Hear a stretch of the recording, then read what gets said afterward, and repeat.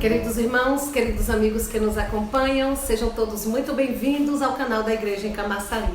Hoje daremos continuidade ao assunto de como reconhecer o enviado do Senhor, como distinguir um profeta verdadeiro de um falso e a comissão dos apóstolos.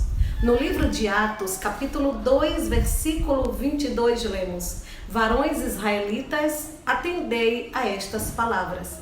Jesus, o Nazareno, varão aprovado por Deus diante de vós com milagres, prodígios e sinais, os quais o próprio Deus realizou por intermédio dele entre vós, como vós mesmos sabeis. Deus Pai confirma seu enviado. É o próprio Pai quem faz toda a obra, pois homem algum conseguiria realizá-la.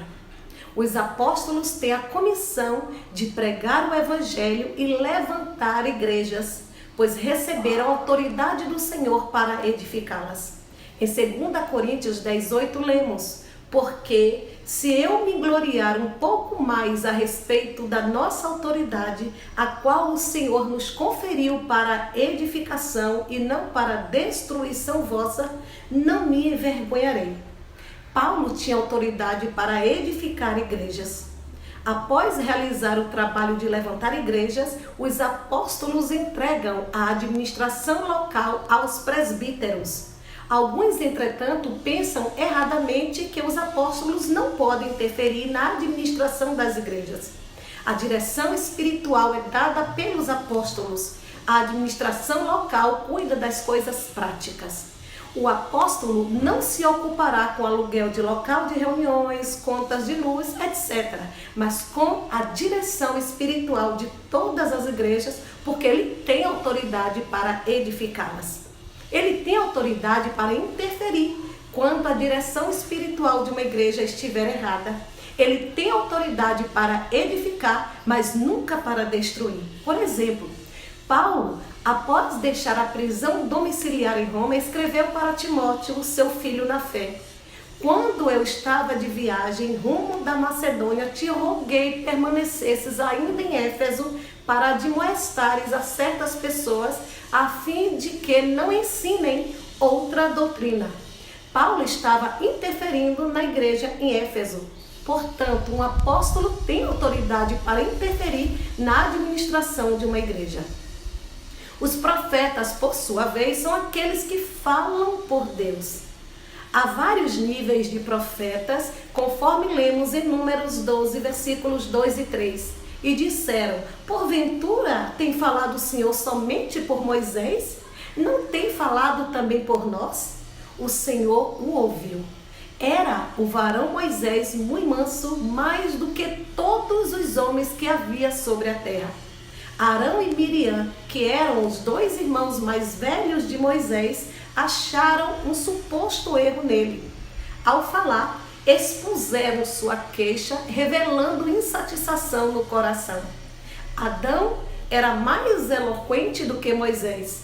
Depois de 40 anos no deserto, Moisés ficou pesado de língua e de boca, por isso rogou a Deus que lhe deu seu irmão Arão por boca. Arão tinha eloquência, mas só falava aquilo que provinha de Deus para Moisés. Ambos eram profetas, mas Moisés era o profeta. Continuando em Números 12:6, o Senhor disse: Ouvi agora as minhas palavras. Se entre vós há profeta, eu, o Senhor, em visão a ele me faço conhecer ou falo com ele em sonhos. O Senhor é quem dá visões e em sonhos fala com o profeta. Esse é um profeta de determinado nível. Porém o Senhor diz: não é assim com o meu servo Moisés, que é fiel em toda a minha casa. Boca a boca falo com ele claramente e não por enigmas, pois ele vê a forma do Senhor. Como, pois, não temestes falar contra o meu servo, contra Moisés? No tempo de Paulo ocorria a mesma coisa. Ele era claramente usado por Deus como sua boca, como seu profeta. Deus revelava seus mistérios por intermédio dele. O problema foi que houve muita concorrência com o falar do apóstolo. Os judaizantes distraíam os irmãos da igreja com coisas do judaísmo, outros se voltavam para a filosofia grega e tentavam introduzir o gnosticismo na igreja. Também havia outro grupo que tentava introduzir uma linha mística na igreja. Depois, no tempo de João, a tendência para heresia ficou muito forte. Nestes últimos anos, temos visto o Senhor agir por meio de sua palavra entre nós.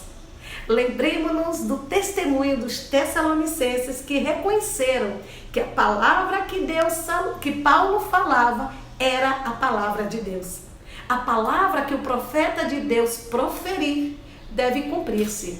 Se não se cumprir, o que foi dito não é a palavra de Deus. Portanto, querido ouvinte, seja simples, obediente, exercite o seu espírito e viva a realidade da palavra de Deus. Deixa Deus lhe encher de vida e seja um dispensador das riquezas insondáveis de Cristo. Amém.